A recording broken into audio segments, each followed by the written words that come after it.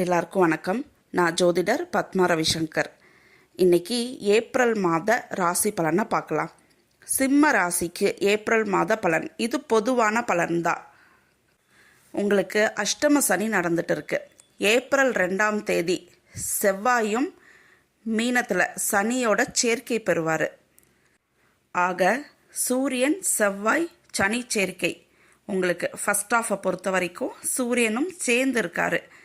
இந்த time of பீரியடில் ரெண்டையே பார்க்கும். இந்த கிரகங்களும் பேச்சில் கவனமாக இருக்கணும், வண்டி வாகனத்தில் கவனமாக இருக்கணும்.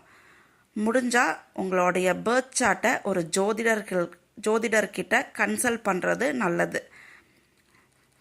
உங்களுக்கு திடீர் அதிர்ஷ்டத்தில் பணம் வரக்கூடிய அமைப்பு இருக்குது. ஒரு சின்ன பிரச்சனைக்கு அப்புறமா அது வரும்.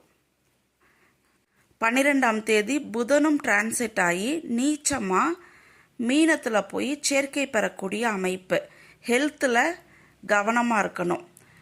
வெளியில் கிடைக்கக்கூடிய ஃபுட்டு சாப்பிட்றதுல கவனமாக இருங்க. வெளியில் சாப்பிடாதீங்க. வெளியில் சாப்பிட்டீங்கன்னா வயிறு சம்மந்தப்பட்ட உபாதைகளால் ஃபேஸ் பண்ணுவீங்க. அதே மாதிரி கணவன் மனைவிக்கிடையே ஒரு ஒற்றுமை இல்லாமல் செயல்பட்டுட்டு இருப்பீங்க. ஒரு சின்ன சின்ன மிஸ் அண்டர்ஸ்டாண்டிங்ஸ் இருக்கும். ஆனால் ஃபைனலி இது சரி பண்ணி கொடுக்கும். ஏன்னா குருவோட பார்வை பாருங்கள், கரெக்டாக உங்களுக்கு 7வது வீட்டிலேயே விழும்.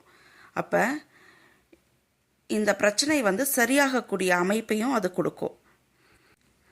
ராசியிலேயே கேது, மன உளைச்சல் இருந்துகிட்டே இருக்கும் உங்களுக்கு. விநாயகர் வழிபாடு பண்ணுங்க.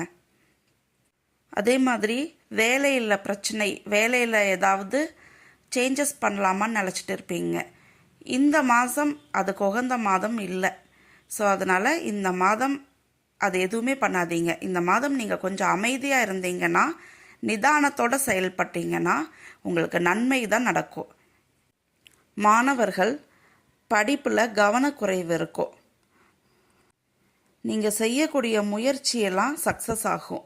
பண வரவும் இருக்குது உங்களுக்கு. நீங்கள் செய்யக்கூடிய முயற்சியும் நல்லா இருக்குது உங்களுக்கு.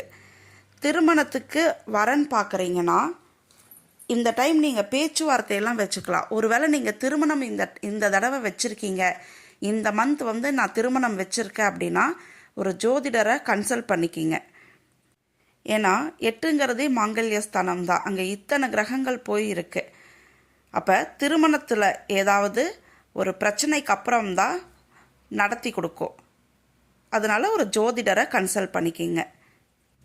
பேச்சில் நிதானம் இல்லாமல் இருப்பீங்க. சண்டை போடக்கூடிய அமைப்பு, கடுமையான வார்த்தைகளில் பேசுவீங்க. அதை குறைச்சிக்கங்க.